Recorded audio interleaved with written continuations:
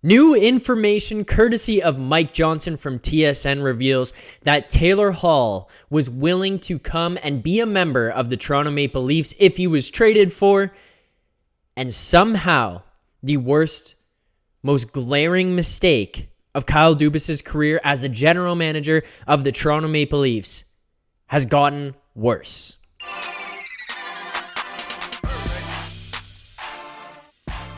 What's up, Leafs fans, and welcome back to Leafs Digest. So, the other day, courtesy of TSN Radio on Overdrive, Mike Johnson was on there talking about potential fits and needs for this Leafs team as they were to approach the trade deadline for this season. What are some things that they would be looking for? What would that type of player be? Now, it's something that I've talked about on our streams. It seems like this is becoming fairly common knowledge that the Toronto Maple Leafs are looking for an impact forward that could fit into their top six, and if not in their top six, add a crazy amount of depth and value to their top nine. A guy who can go into the third line and be an incredible player on the third line to make them even more deeper than they are right now. Well, who would that player be? Likely you're looking at a left winger first and foremost. You're looking at a guy who can score goals, probably a left-handed shot as well. And you're looking at a guy who can be a little bit more versatile. Not somebody who's going to go out there and just bash people's head through the glass. And not somebody who's going to go out there and just score 120 points and they don't impact the game in any other way. Because we can cover those different areas. You're looking for a player who, by virtue of impact, can kind of do both. Maybe they can change the pace of play. They can change the direction or the dynamic or the momentum of a singular game by a singular shift or play or moment. Somebody who can be added or inserted into that lineup to make even just the slightest difference on a shift-by-shift basis. Well, on Overdrive on TSN Radio the other day, NHL analyst Mike Johnson had this to say about the Toronto Maple Leafs in the 2020-2021 season. So was it 2 years ago? They had that same need, and they went for Nick Foligno instead of Taylor Hall. Taylor Hall would have come here. I have it on relatively good authority that he would have come here from Buffalo. And they went for Foligno because they went that other bigger, grittier, tougher. Now, that's not Nick's fault. He hurt his back. He couldn't play. There you have it.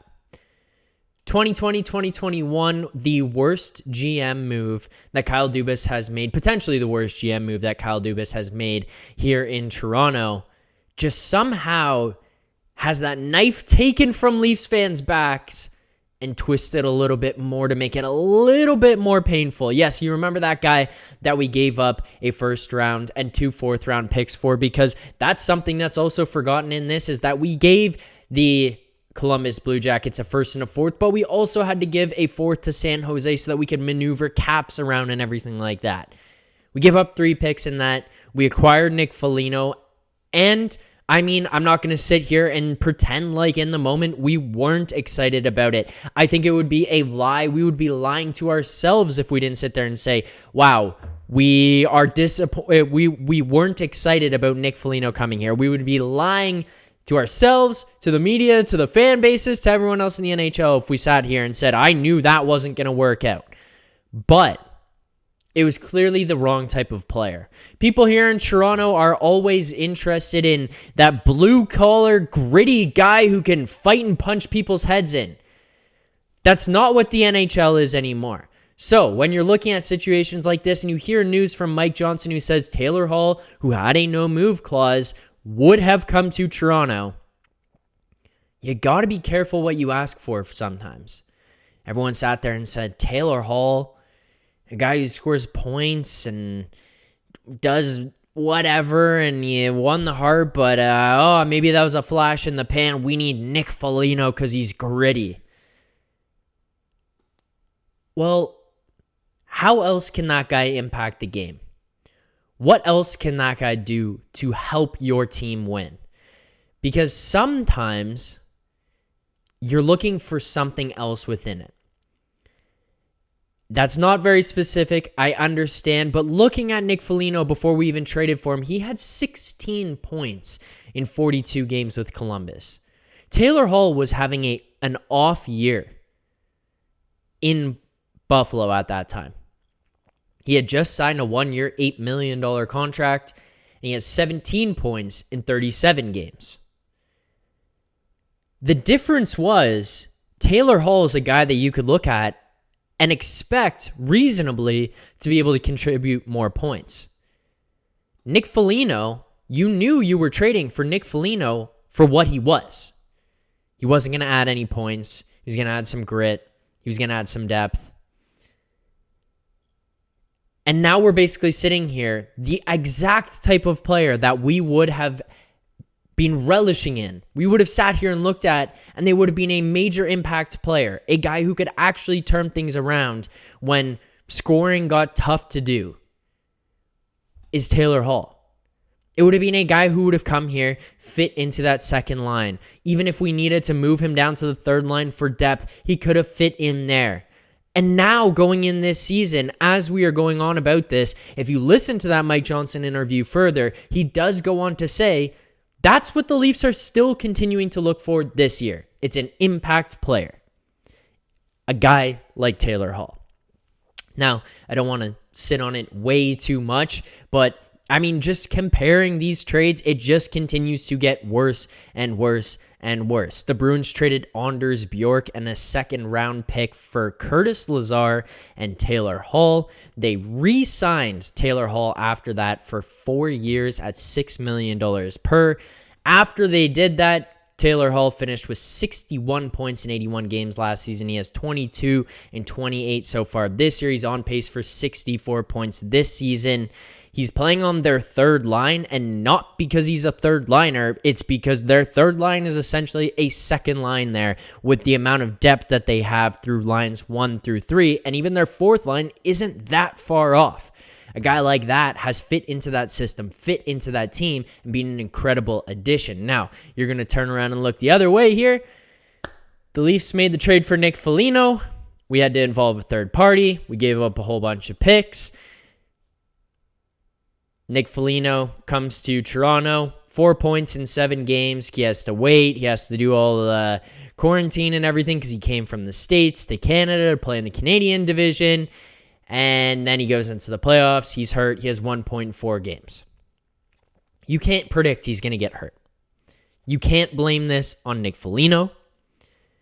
But maybe we should have a little bit of faith in Kyle Dubas in terms of what he wants to do and how he feels like this team needs to be built, and not force the ideas on people out there that it needs to be some big bruiser.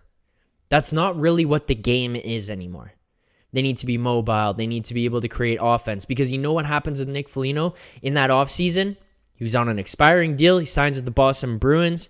And they're sitting there. They hate that contract. $3.8 million per, and he's useless in Boston right now. No offense to Nick Foligno, but he's just not a guy that they're sitting there, thank God we went and signed this guy. It's a regrettable contract at this point for them.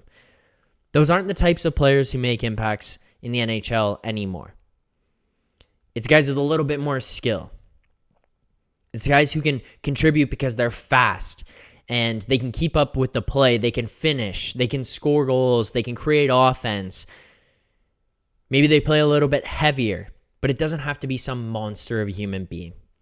So, basically, moral of the story, be careful what you wish for. We go out and get the big, heavy guy, the guy who's gritty and blue collar, comes here to Toronto. And the guy we could have had, as per Mike Johnson, who was willing to come here, likely would have been the perfect fit. Now, does that mean they would have won the Stanley Cup? No. You have to let the games play out before you can get to that point. But this could have been potentially an all-time bag fumbling here. So we'll see what happens going forward this year. I feel like they're not really going to be very interested in making any type of trade like that again for another type of Nick Foligno player. If anything, we're probably looking at another Taylor Hall type of guy. And if you're looking for more content on players that we could potentially trade for, if you're looking for live streams, post-game reactions, make sure to subscribe to this channel. We're almost at 3,000 subscribers. Hit like on this video, and you can click that bell to turn on notifications, because maybe, just maybe, there's a video coming up very soon about why a guy like Timo Meier might be the perfect fit for the Toronto Maple Leafs at this year's trade deadline. Thank you so much to everyone who tuned in. Make sure to like, make sure to subscribe on this video, on this channel, and I will see you guys real soon. Keep believing.